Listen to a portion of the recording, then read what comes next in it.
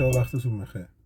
میدونستین دلیل اینکه لحظه غروب آسمون رو توی خط افق ما به رنگ قرمز و زرد میبینیم چیه و چرا آبی یا رنگ‌های دیگه نیستش؟ دلیل اون پدیده‌ای هست به اسم پدیده رایلی، برگرفته از نام یک فیزیکدان انگلیسی به اسم لورد رایلی، که این نشون میده که طول موج‌های پایین‌تر بیشترین انعکاس و پراکندگی رو در برخورد با اتمسفر دارن و طول موج‌های بلندتر میتونن از اتمسفر عبور کنن و کمترین پراکندگی رو داشته باشن.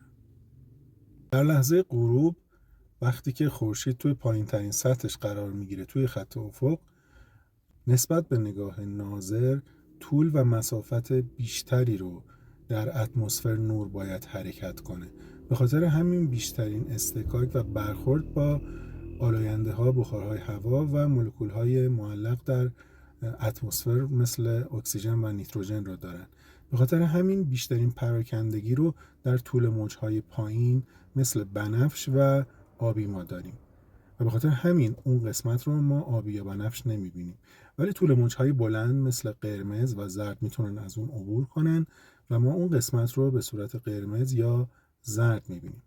و آسمونی که در بالا هست ما به صورت آبی میبینیم به خاطر اینکه بیشترین پراکندگی رو ما داریم در واقع به رنگ بنفش و آبی هستش و به خاطر نوع ساختار چشم ما و سلولهای بینایی و عصبی که در چشم ما وجود داره بیشترین حساسیت رو نسبت به رنگ آبی داره نسبت به رنگ بنفش.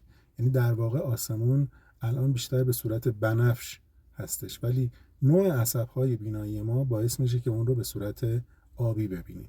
و نکته دیگه این که چشم ما بیشترین حساسیت رو نسبت به بینایی روی طول موج 555 نانومتر داره و این طول موج رو بهترین تفکیک پذیری نور رو میتونه در شرایط مختلف داشته باشه.